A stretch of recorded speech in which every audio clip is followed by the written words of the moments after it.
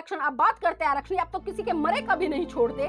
अगर मैं कहने पर आऊं तो आपको शायद बहुत बुरी लग जाएगी और इस वीडियो को देखकर बहुत सारे अंधभक्त भी यहाँ पर उल्टा सीधा लिखने के लिए आएंगे। लेकिन उनको भी मैं स्पष्ट कर दूं, कम से कम आप कुछ लिखने से पहले सोच लीजिएगा कि एक महिला के लिए आप क्या शब्द लिखते हैं और किस तरह के शब्द लिखते हैं, क्योंकि लगातार बहुत सारी वीडियो पर मैं देखती हूँ कि आप लोग जाति सूचक शब्दों से, कि जिस व्यक्ति के संविधान के कारण ये लोग चपरासी से लेकर राष्ट्रपति बनने तक का सपना लेते हैं, आज उसी परम पूज्य बाबा साहब को ये लगातार अपमानित करने का काम करे। और अपमानित करने का काम ही नहीं कर रहे, बल्कि इनकी जो दूषित मानसिकता है जो कि जातिवाद से ग्रस्त है, क्योंकि इनका नाम, जैसे कि मैंने आपको बताया, इस ट्रस्ट में दान देने के लिए चेक का इस्तेमाल किया। लेकिन जब चेक बाउंस हुए तो इससे आप साफ साफ आकलन लगा सकते हैं कि उन लोगों ने, जो कि मोदी,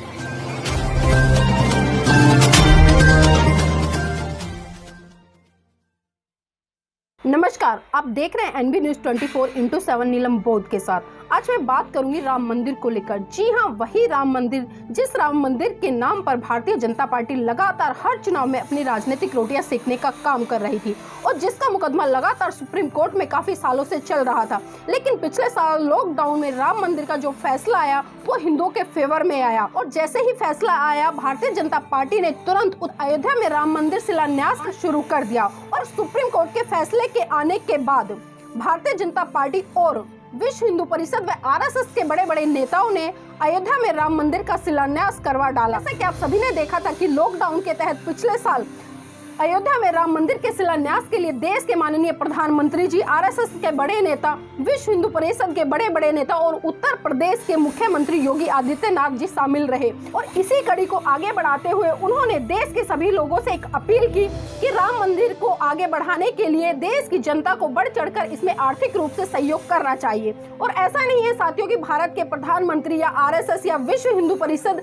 की इस बात की लोगों ने अनदेखी की हो। लोगों ने बढ़ चढ़कर सहयोग किया और जितना सहयोग जिस व्यक्ति से हो सकता था उसने पूरा वो सहयोग करने का प्रयास किया। और इतना ही नहीं, विश्व हिंदू परिषद ने तो साथियों जो राम मंदिर के लिए आर्थिक सहयोग मांगा उसके लिए करोड़ों अरबों रुपए तो इन्होंने विज्ञापनों पर, होर्डिंग पर, बैनर पर खर्च कर दिए और इनके जो कार्यकर्ता थे वो घर घर जाकर लोगों से दान कलेक्ट कर रहे थे। अब आप सभी ये सोच रहे होंगे कि आखिर ये बातें मैं क्यों बता रही हूँ। साथियों, मैं आपकी जानकारी के लिए बता दूं, बड़ी ही कमाल की एक खबर आ रही है। भारत सरकार ने एक ट्रस्ट बनाई थी जिसमें कि देश के सभी लोग अपना आर्थिक रूप से सहयोग कर सके राम मंदिर बनाने के लिए। लेकिन साथियों, अभी जो कमाल की खबर है जो आपको चौंका देगी, और चौंका ही नहीं देगी बल्कि आपको सोचने पर मजबूर कर देगी कि आखिर इतना बड़ा घपला किस तरह से देश की सरकार की नाक के नीचे और विश्व हिंदू परिषद की नाक के नीचे किया गया। तो साथियों, वो रोचक खबर मैं आपको बताने जा रही हूँ, थोड़ा ध्यान से सुनिएगा।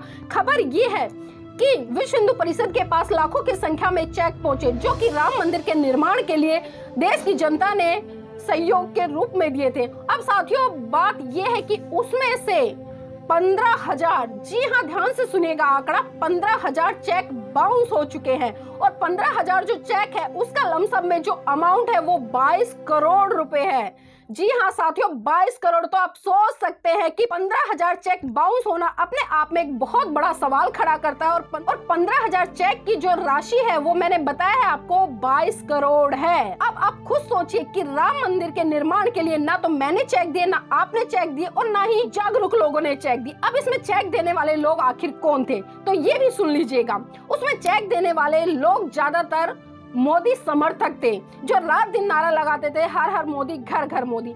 इसमें जो राम के नाम पर अपनी राजनीतिक चमकाने वाले लोग थे वो लोग थे। इसमें बहुत सारे लोग आरएसएस के लोग थे, इसमें बहुत सारे लोग विश्व हिंदू परिषद के थे, इसमें बहुत सारे लोग वो लोग थे जो लगातार हिंदूवादी मानसिकता से जुड़े हुए हैं और जो हिंदुत्व की बात करते हैं, जो इस देश को हिंदू राष्ट्र बनाने के लिए लगातार अग्रसर रहते हैं। उन लोगों ने साथियों इस ट्रस्ट में दान देने के लिए चेक का इस्तेमाल किया। लेकिन जब चेक बाउंस हुए तो इससे आप साफ साफ आकलन लगा सकते हैं कि उन लोगों ने, जो कि मोदी भक्त है, राम भक्त है और मैं एक तरह से कहूंगी कि आरएसएस भक्त है, उन्होंने किस मनसा से चेक दिए। क्योंकि जब चेक वहाँ कैश किए जाने थे तो पता चला कि उनके अकाउंट में तो पैसा ही नहीं है। तो सोच सकते हैं साथियों कि आपसे ज्यादा समझदार ये लोग हैं, क्योंकि ये लोग आपकी जेब का पैसा निकाल कर ये ले तो जाते हैं, लेकिन जो अपनी जेब से पैसे देते हैं, जो सिर्फ आपको दिखाने के लिए चेक दिखाते कि देखिए हमने इतने हजार रुपए का चेक दिया, हमने इतने हजार रुपए का चेक दिया, या उसने विश्व हिंदू परिषद के नेता ने इतने हजार रुपए का चेक दिया, या आरएसएस के व्यक्ति ने इतने हजार रुपए का चेक दिया, या भारतीय जनता पार्टी के कार्यकर्ता ने इतने हजार रुपए का चेक दिया, तो आप इस आंकड़े से साफ साफ आकलन कर सकते हैं कि जो भारत सरकार के द्वारा जो ट्रस्ट बनाई गई थी राम मंदिर के निर्माण को लेकर, तो उसमें लोगों ने और खासकर भारतीय जनता पार्टी और मोदी समर्थकों ने कितना बढ़ चढ़कर सहयोग किया है। ये लोग सिर्फ राष्ट्रभक्ति का दिखावा कर सकते हैं, राष्ट्रभक्ति की बड़ी बड़ी बातें कर सकते हैं, राष्ट्रभक्ति के नाम पर लोगों का खून खौला सकते हैं, राष्ट्रभक्ति के नाम पर हिंदू मुसलमान कर सकते हैं, राष्ट्रभक्ति के नाम पर दलित मुसलमान को लड़ा सकते हैं, राम मंदिर के नाम पर न जाने क्या क्या कर सकते हैं। और आप अच्छी तरह से जानते हैं कि राम मंदिर को लेकर इन लोगों ने इस देश में कितने दंगे फसाद कराए, भाई को भाई का दुश्मन बनाकर लड़ने पर मजबूर कर दिया है। साथियों, आपसे आग्रह करूंगी कि जो इनकी दूषित मानसिकता है और जो इनकी गंदी चालें हैं, उनसे कहीं ना कहीं आपको सीख लेने की जरूरत है कि ये लोग किस दिशा में किस मंशा को लेकर काम करते हैं। और वही इस भारत देश का जो बहुत बड़ा तबका है उसकी गाड़ी कमाई को उसकी जेब से निकालने का काम करते हैं और उसी चंदे से ये राम मंदिर का निर्माण करने जा रहे हैं। लेकिन वहीं दूसरी तरफ जो इनका पैसा जो कि चेक के द्वारा दिया गया, जो कि इनके चेक बाउंस भी हो गए, वो तो अपने तक ही सीमित रखते हैं और ये बिल्कुल भी नहीं चाहते कि हमारा पैसा किसी भी मंदिर की एक ईंट में भी लगे। लेकिन आपका पैसा कहीं ना कहीं उस मंदिर के पूरे निर्माण में बनाने के लिए ये इस्तेमाल करते हैं। तो आपको सोचना होगा कि ये लोग कौन सी देशभक्ति की बात करते हैं, कौन से हिंदू राष्ट्र की बात करते हैं और कौन से इस देश में भाईचारे को स्थापित करने की बात करते हैं। और इसी के साथ साथ मैं आपको एक खबर से और रूबरू कराना चाहूंगी। आपने राष्ट्रवादी पार्टी ऑफ इंडिया के जो राष्ट्रीय अध्यक्ष है जयप्रकाश मिश्रा, उनकी एक वीडियो देखी होगी जो कि लगातार सोशल मीडिया पर आज बहुत तेज गति से वायरल हो रही है। साथ ही उसमें साफ साफ उन्होंने बाबा साहब अम्बेडकर की जो फोटो है उसको फाड़ा है और जो उनका पार्टी का उद्देश्य है उसमें है कि आरक्षण को समाप्त करो।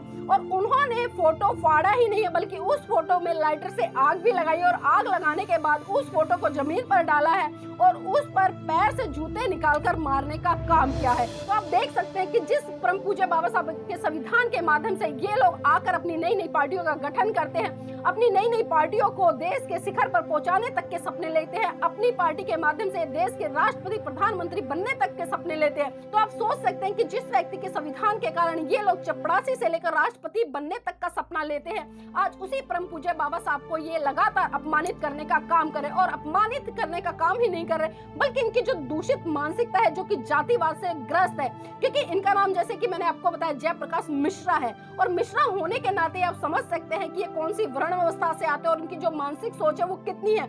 आज भले हम चांद पर जाने की बात करते हैं लेकिन आज भी इस देश का एक तबका ऐसा है जो इस देश के बहुत बड़े तबके पर लगातार शोषण कर रहा है। और साथियों, इसी के साथ साथ मैं कैथल की खबर भी सुनाना चाहूंगी। कैथल हरियाणा में है। हरियाणा में बाबा साहब की जयंती को बहुत धूमधाम से लोग मना रहे थे, वहां पर हजारों की संख्या में लोग थे। लेकिन वहां पर एक दूषित मानसिकता का व्यक्ति जाता है और वो तलवार लेकर जाता है और साथ में उसके ट्रक होता है और उस ट्रक को उल्टा सीधा वहां पर भगाता है और साफ साफ जो वहां पर बहुजन समाज के लोग थे उनको चेतावनी देता है कि आप अम्बेडकर जयंती मनाना बंद कीजिए वरना यहाँ पर कत्ले आम हो जाएगा। तो आप सोच सकते हैं कि साथियों इन लोगों की मानसिकता क्या है। मैं बिल्कुल स्पष्ट बताना चाहूंगी, वह व्यक्ति जो बाय कास्ट है ओबीसी है और ओबीसी में जाट कम्युनिटी से आता है। तो कहीं ना कहीं आज भले जाट अपने आप को इतना दबंग समझ रहा है लेकिन इनकी मानसिकता भी आज वही है जो इस देश में 15% ब्राह्मणवादी विचारधारा के लोग हैं जो अपने आप को इस देश का सर्वोच्च व्यक्ति समझते हैं। लेकिन उनकी बहुत बड़ी भूल है। और जो व्यक्ति अभी बात कर रहे थे जैसे कि मैंने बताया जयप्रकाश मिश्रा की, आरक्षण को लेकर उनकी सोच क्या है और आरक्षण की बात आती है तो सबसे पहले जो मंदिरों में आप लोग आरक्षण लेकर बैठे हो ना उसको लेना बंद कीजिए। और आपका आरक्षण, आप बात करते हैं आरक्षण, आप तो किसी के मरे का भी नहीं छोड़ते। अगर मैं कहने पर आऊं तो आपको शायद बहुत बुरी लग जाएगी और इस वीडियो को देखकर बहुत सारे अंधभक्त भी यहाँ पर उल्टा सीधा लिखने के लिए आएंगे। लेकिन उनको भी मैं स्पष्ट कर दूं, कम से कम आप कुछ लिखने से पहले सोच लीजिएगा कि एक महिला के लिए आप क्या शब्द लिखते हैं और किस तरह के शब्द लिखते हैं, क्योंकि लगातार बहुत सारी वीडियो पर मैं देखती हूँ कि आप लोग जाति सूचक शब्दों से भी संबोधित करते हैं और कहीं ना कहीं जो आपके मन में आज भी एक महिला को पैर की जूती होने का जो एहसास कराते हैं तो भूल जाइए कि आज वो महिलाएं नहीं है, होंगी आपके घर की महिलाएं, हो सकती हैं वो आपके परिवार की महिला, आपके रिश्तेदार हो सकती है जो आज भी अपने आप को इतना कमजोर, इतना बुज़दिल और इतना नकारा समझती है कि आज भी वो पुरुषों के अधीन रहना समझती है। लेकिन मैं पढ़ी लिखी हूँ और समझदार हूँ, इस नाते जो भी आपको कमेंट करना सोच समझ कर कीजिए वरना अगली कार्यवाही मेरी होगी। इन्हीं शब्दों के साथ साथियों आपसे विदा लूंगी। जय भीम, नमो बुद्धाय।